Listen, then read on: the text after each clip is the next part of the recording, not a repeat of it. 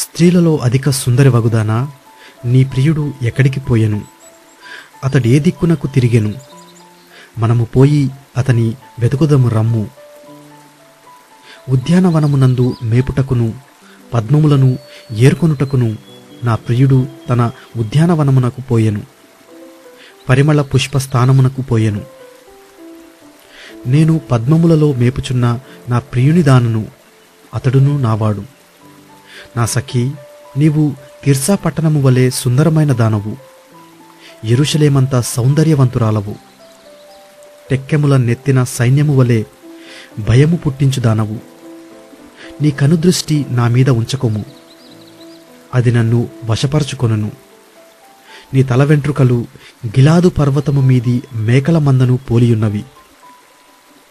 నీ పలువరస కత్తెర వేయబడినవియు కడగబడి ఇప్పుడే పైకి వచ్చినవియునై జోడు జోడు పిల్లలు కలిగి ఒకదానినైనా పోగొట్టుకొనక సుఖముగానున్న గొర్రెల కదుపులను పోలియున్నవి. నీ ముసుగు గుండా నీ కణతలు విచ్చిన దాడిమ ఫలము వలె అగపడుచున్నవి. 60 మంది రాణులను 80 మంది ఉపపత్నులను లెక్కకు మించిన కన్యకలను కలరు. నా పావురము నా నిష్కలంకురాలు ఒకతే, ఆమె నా తల్లికి ఒకతే కుమార్తె, కన్నతల్లికి ముద్దుబిడ్డ. స్త్రీలు దాని చూచి ధన్యురాలందురు.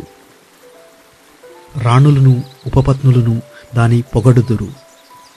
సంధ్యారాగము చూపట్టుచు చంద్రబింబమంత అందము గలదై, సూర్యుని అంత స్వచ్ఛమును కళనులును గలదై, వ్యూహిత సైన్య సమభీకర రూపిణియువగు ఈమె ఎవరు?